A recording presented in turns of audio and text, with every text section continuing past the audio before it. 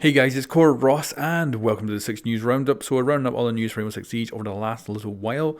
So of course, we actually have a lot of Rainbow Six news to cover that isn't Siege related, because now, all of a sudden, this channel that was a one game channel for just Rainbow Six Siege suddenly has a second game that we can cover, which of course is Rainbow Six Quarantine.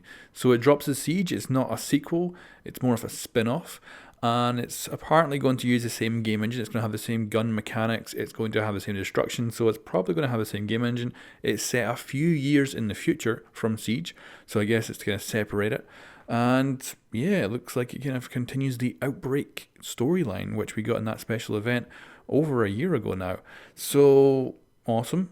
And it was surprising though not to see any gameplay, because it's going to be out in less than a year, and at E3 we got a very short trailer and no gameplay, which was very, very surprising for me.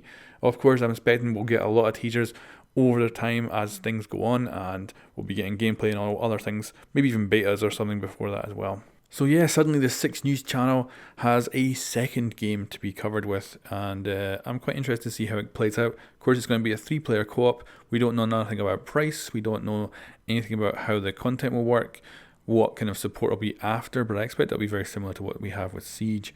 Now, of course, the new season came out, so Phantom Sight is now live, and it's not gone smoothly, to say the least. So they've had to disable Clash and deployable shields again, because people were able to get past the partial fixes they put in. So just in case you don't know, they did implement some partial fixes. Now these weren't actual solutions to the problem. What they did is reverted it back if people were successful in doing the glitch. Now that was supposed to kind of hopefully stem it and bring back Clash and deployable shields, but people have figured out since then how to do it again without actually initiating these partial fixes. So they're disabled again until they get fixed. We're going to have to probably wait at least a couple of weeks before we'll get a patch that fixes them. And yeah, not a good start to the new season, but it does show that at least they did do the right thing by giving Nuke and Warden temporary loadouts for their secondary gadgets, so they don't really have to get affected by these things being disabled. And of course, people can't use those gadgets to take advantage of those new operators.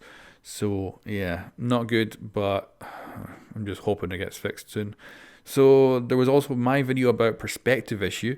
So I did a reply to Get Flanked originally, but apparently didn't do a great job of it. He took a lot of offense to it, so went back and redid it, and basically went over the same problems with solutions that have been put forward, and also kind of argued that it's not as big an issue as people think it is. And the main cause of the perception this is an issue is actually caused by the changes in the camera, first of all, but I think this is a minor thing, because I went over in the video how minor it actually has changed.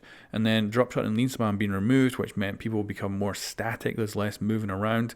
There's the whole angle meta, which is, I think, only increased since then.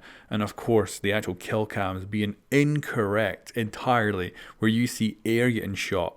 And that was, of course, broken for an entire freaking season. So, of course, watching the enemy shoot thin air and you die makes it look like there's a major gameplay mechanic issue. But, of course, that was just a bugged kill cam, just showing something that was incorrect, but not actually what happened. But it's certainly been an interesting thing with some real YouTube drama, which is the first for me, I think. But moving on to other news, the Legion Elite got delayed by a week, so it was supposed to come out on the same day as Phantom Sight launched, but it now got pushed back by a week. I remember this kind of reminds me of Blitz, when his one got delayed, and then there was something wrong, and then it got delayed further, so I really hope there's not a major issue with the actual Elite for Legion, and it is going to come out on Tuesday, but we'll certainly have to wait and see. So yeah, a really big week for Rainbow Six Siege. Of course, the new season launch. We found out there's a whole new goddamn game.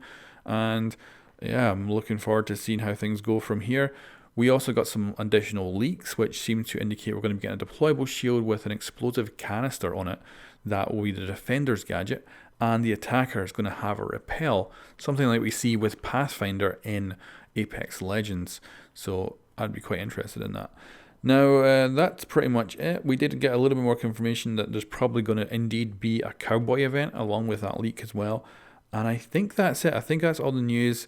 It's been really interesting, but hopefully now we can kind of calm down, enjoy the new season, and hopefully get a patch that fixes these exploits forever. Anyway, guys, thanks for watching, and I'll catch you next time.